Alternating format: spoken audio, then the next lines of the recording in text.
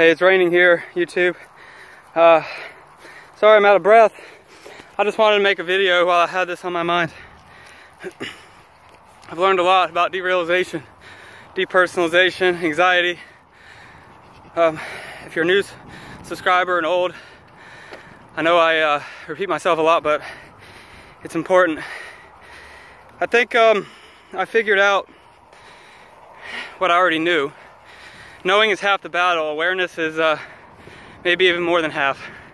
Awareness is, if you imagine depersonalization as yourself in a dark cave all by yourself. Awareness is that faint ray of hope, that light shining through. Now it may not seem like a lot, it may not seem like it's the key to getting out of the cave, but it's the hope.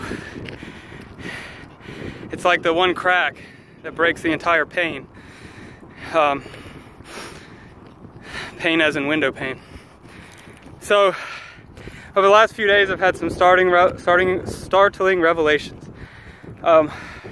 Thanks to a YouTube subscriber who left a comment that sort of shook me up, and I made a comment back to him. I already knew what he was talking about was truth, but you know, it's hard to practice. We fall into this pattern of wanting that cure, that quick fix, that quick pill, that quick supplement. And although I do believe that supplements and medications, potentially non-benzos, can be absolutely essential tools in overcoming or helping to get increasingly better, you have to remember that you don't just wake up one day and the world is there again. It happens gradually to a point where you don't even know it's happening until you'll slide back.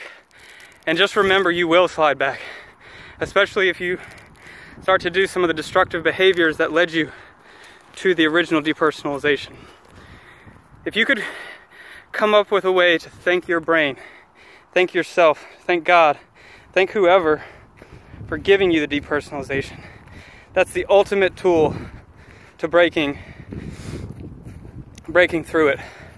To be thankful for it sounds crazy, but to say thank you. You realize I needed help and you woke me up. If you can constantly, consciously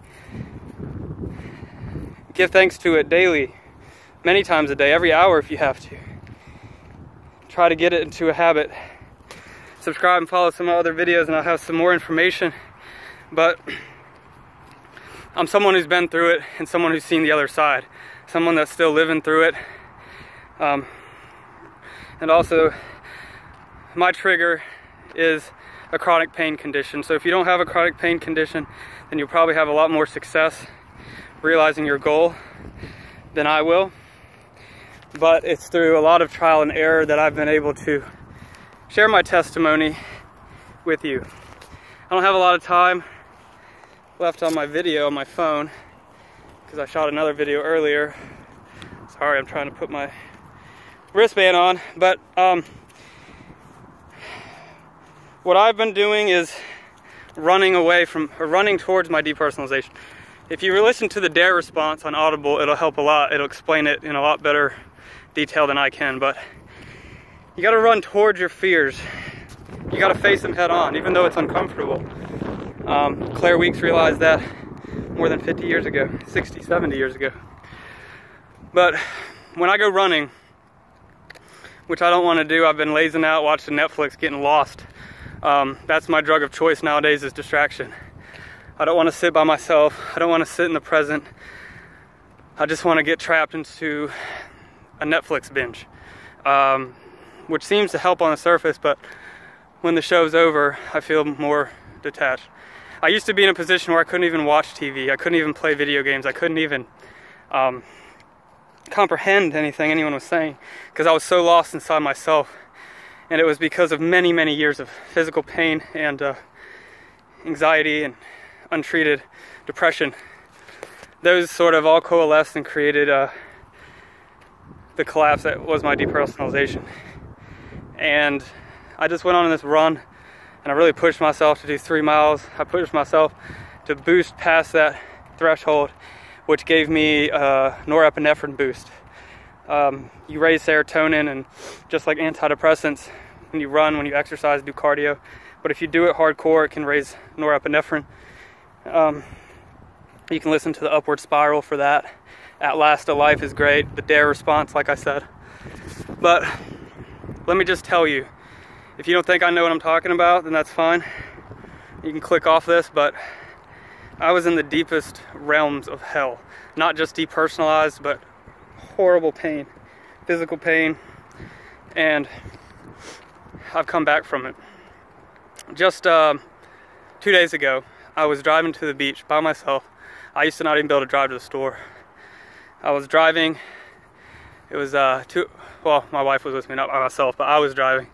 Sorry, but I have driven that far. But and I had no anxiety, virtually no anxiety. I had some residual fear that my pain was going to come back on the trip, which it kind of did, but I pushed through it. And I went to the beach. I had an amazing time. The sun was out. I pushed through it, and on the way back, the sun was just shining on me, and I was just driving, and it was hitting me, and I just felt alive. I thought, oh wow, this is normal. A lot of times I thought, well, maybe this is normal, and it wasn't. But the other day, I just had that breakthrough. And I've had those breakthroughs before, but this was the entire day. If I didn't have that minor flare-up, it would have been absolutely perfect. I was back. I was in the world. I felt like I could do anything again. And I've just been doing a lot of exercise. I've been spending a lot of time in the sunshine. It's summer again. And in combination of that with the book I'm reading, the awareness of learning about what my brain's doing to try to protect me, the acceptance of my condition, has all led to a huge breakthrough. I've realized that for me, if benzo withdrawal was an issue, it ended many years ago, that this was always my baseline. My baseline was always anxious and depressed since I was a kid, and I feel better now. I feel better today, or the other day, than I felt before benzos. So for all that, the benzo stuff I have posted, and if we're one of those pause people, I feel for you, and if you're going through that, I'm sorry, but I have seen windows that are better than I ever saw before I was even on benzodiazepines.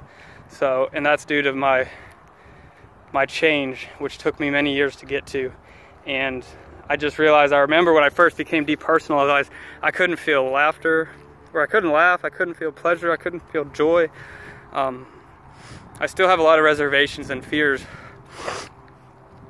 about traveling because of my physical dysfunction, and I'm working on that. But outside of that, I feel again, I laugh again, I drive again, I shop again. I have calmness. I don't get as angry or irritable. I'm able to read labels and stay in the store and enjoy the experience. I don't feel as rushed. I mean, I still have those. I still have bad days, and I'd say I have more bad days than good days right now. But just seeing a good day, having a good experience, makes it all worth it. I appreciate it more than most people who just have their basic normal days. And as a result of my depersonalization, my anxiety, and my pelvic dysfunction, I was able to get clean of alcohol, quit smoking cigarettes, start running and exercising. The last thing I really need to do is engage more socially, which I've actually been working on. I've been hanging out with people, setting up ultimate frisbee games and stuff. So yeah, everything's starting to fall into place. I don't know how long until I'm actually better, but one of the important things is that you don't need to put a time limit. You don't want to put a time limit. You don't want to even, you got to get outside of it. It's a trap, and it's so easy to get trapped back in there. And before, I didn't want to leave my house. Now I don't want to be in my house. I used to hate the sun. Now I hate dark days. I like to be out in the sun. I like to be walking. I like to be somewhere. So I just wanted to share that with you because I was in a rut. Even my wife had to go out of town for her work, and it was after a really good day, and I sort of had that melancholic feeling, and I just felt really despondent and detached again, and I started getting scared because I was also having bladder. I'm in a flare with my condition. So the fear started coming back, and I start freaking out again. And the fear is the driving force behind it. So if you could push through that, and you're listening to this and you have depersonalization, but you don't have chronic pain, even if you do have chronic pain, it's a little bit tougher, but it's definitely doable.